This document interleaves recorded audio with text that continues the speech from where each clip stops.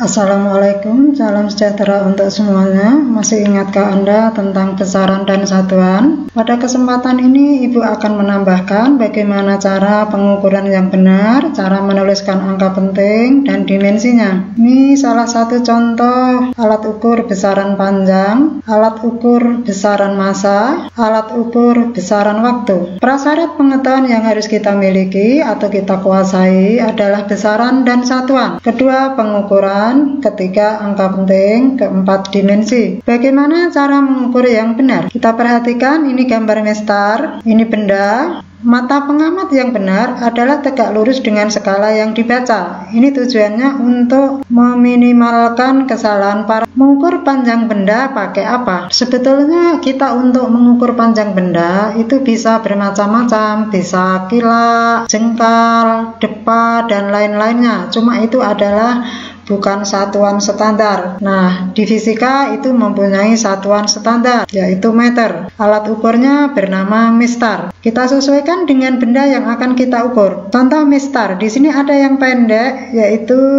15 cm ini. Hanya cocok digunakan untuk mengukur benda yang panjang maksimalnya 15 cm. Ini ketelitiannya 1 mm, skala terkecilnya ini milimeter. Nah, cara menentukan ketelitian, kita bisa menghitung sendiri. Kalau mistar kan nggak ditulis ketelitiannya berapa, jadi kita lihat ini dalam skala 1 cm dibagi lagi menjadi 10, jadi 1 cm bagi 10 ketemu 0,1 atau 1 mm. Ini ketelitian untuk mistar. Kemudian ketidakpastian dalam pengukuran. Konsepnya sama dengan setengah kali skala terkecil tadi, 1 mm tadi, kalau dihitung 0,5 mm. Alat ukur berikutnya adalah jangka sorong. Ketelitiannya 0,1 mm. Ini lebih teliti dibandingkan dengan mistar. Nah, cara menentukan ketelitian sama. Ini tadi skala terkecilnya 1 mm. Dalam milimeter itu dibagi lagi menjadi 10. Ini jadi skala nonisnya ini ada 10 garis. Maka dibagi 10 sehingga ketemu ketelitian jangka sorong 0,1 mm. Ketidakpastiannya konsepnya sama, setengah dikalikan ketelitian, jadi setengah kali 0,1 mm, ketemunya 0,05 mm.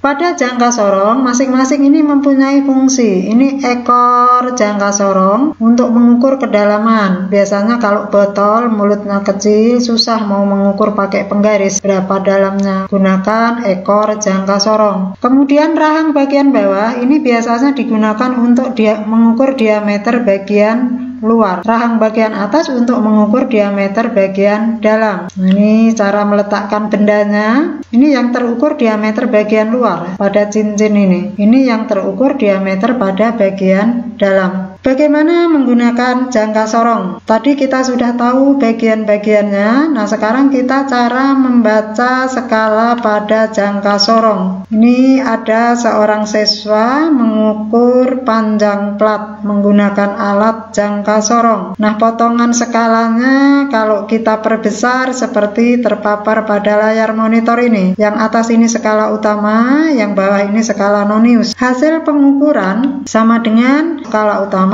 ditambah skala nonius. Nah, kita lihat skala utamanya. Nih, ini 9, 1, 2, 3. Jadi 9,3. Ini bacaan pada skala utama. Sekarang bacaan pada skala nonius. Kita lihat skala nonius yang satu garis lurus dengan skala utama. Atau kalau nggak ada yang satu garis lurus yang mendekati dan atau berimpit. Ini kita pilih 0, ini 1, 2, 3. Nah, yang berimpit dengan garis atasnya ini adalah nonius yang ketiga. Kalau begitu dapat ditulis seperti ini 9,3 dari skala utama. Kemudian 3 ini kalikan ketelitiannya tadi. Sehingga setelah dijumlahkan ketemunya 9,33 cm. Hasil pengukuran ini disebut angka penting. Angka penting itu terdiri dari angka pasti dan angka taksiran. Nah, mana angka pasti dan mana angka taksiran? 9,3 disebut angka pasti. 3 yang diberi garis bawah disebut angka taksiran atau angka diragukan. Kenapa ini angka pasti? Ini kita lihat. Semua pengamat pasti akan membaca 9,3 9,3. Nah, selebihnya pada skala Nonius ini karena berdasarkan dari taksiran masing-masing pengamat. Ada yang sama, ada yang berbeda sedikit. Ini pada skala ini yang berimpit ada dua macam, bisa 3, bisa 4. Nah, tergantung pengamat ya. Nah, maka angka 3 ini disebut angka taksiran atau angka diragukan. Kemudian kita kembali, yang kita ukur tadi apa? Yang kita ukur tadi panjang plat, ketemunya 9,33 cm.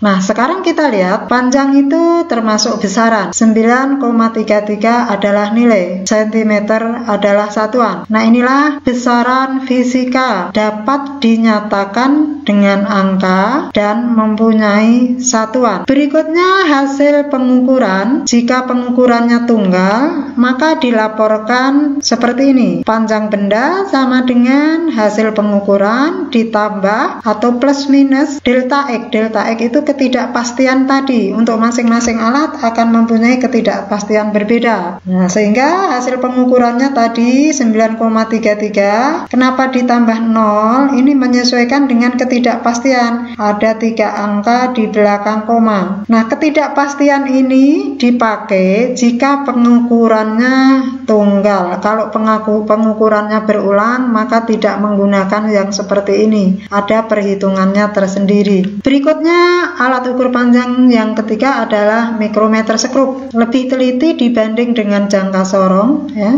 Ini juga sama, mempunyai skala utama, skala Nonius. Karena diputar, maka diberi nama skrup. Kalau diputar, maka poros ini akan bergeser, bisa maju, bisa mundur. Bendanya di sebelah mana?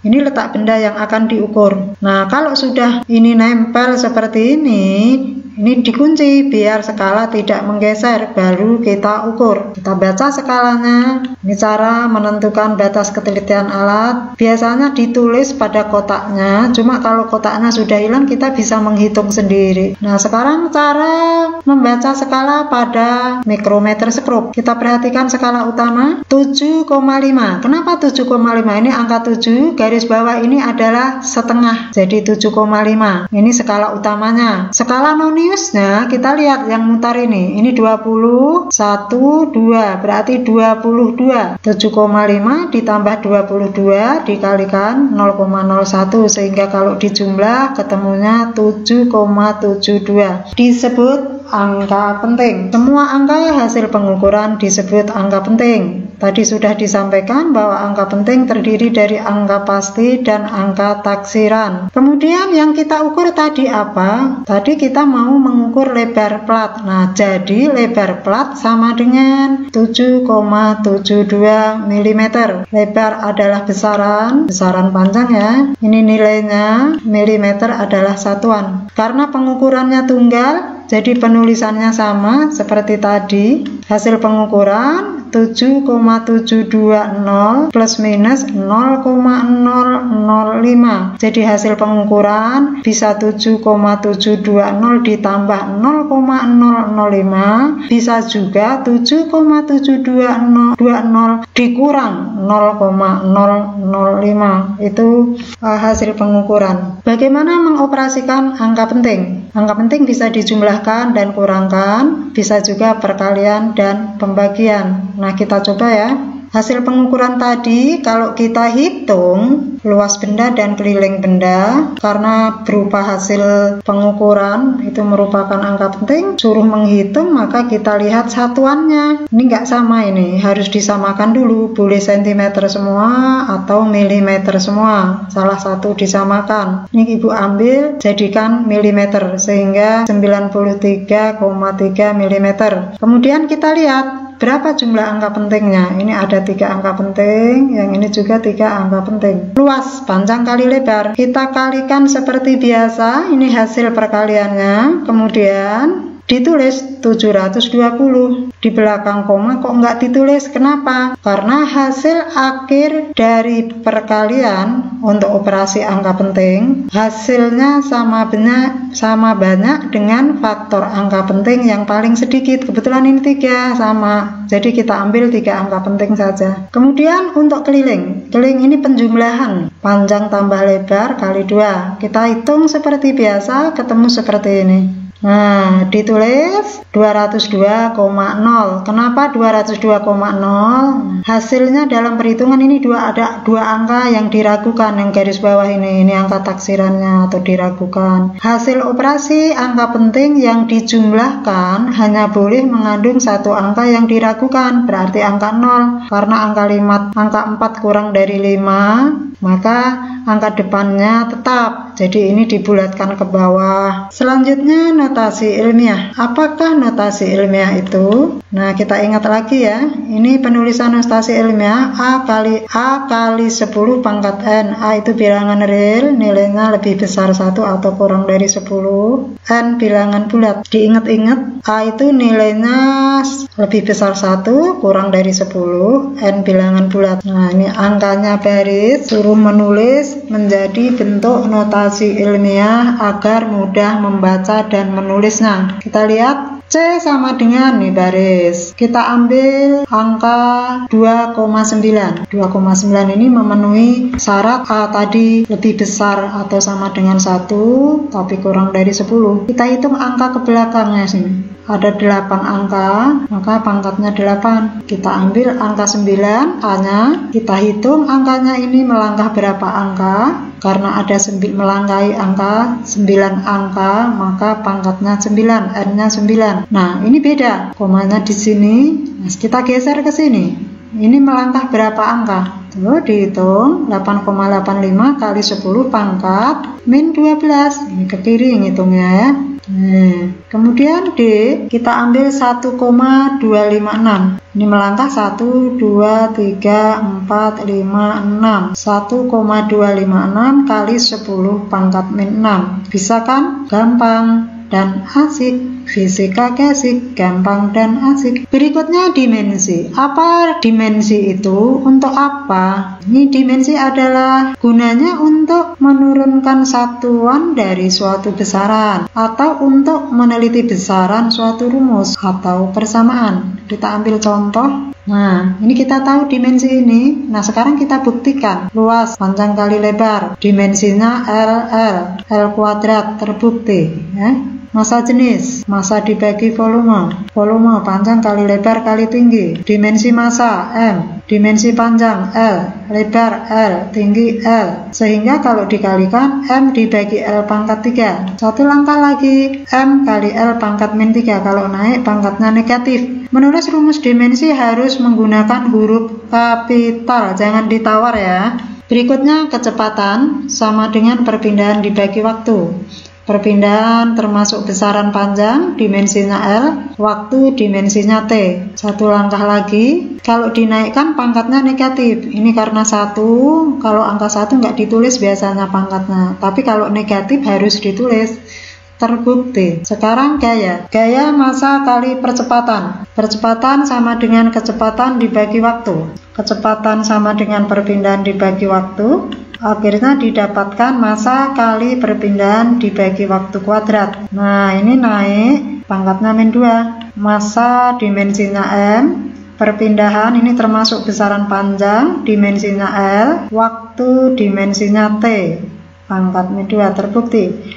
Boleh menggunakan cara lain dengan cara mengingat satuan. Gaya satuannya Newton. Newton sama dengan kilogram meter sekon pangkat min 2. Kilogram adalah satuan besaran massa. Satuannya massa adalah meter adalah satuan besaran panjang. Sekon adalah satuan besaran waktu. Dimensi massa M, dimensi panjang L, dimensi waktu T pangkat min 2. Demikian, terima kasih. Semoga bisa membantu Anda untuk belajar menyelesaikan soal-soal pada buku pendukung. Selamat belajar, semoga sukses. Billahi taufik wal hidayah. Wassalamualaikum warahmatullahi wabarakatuh.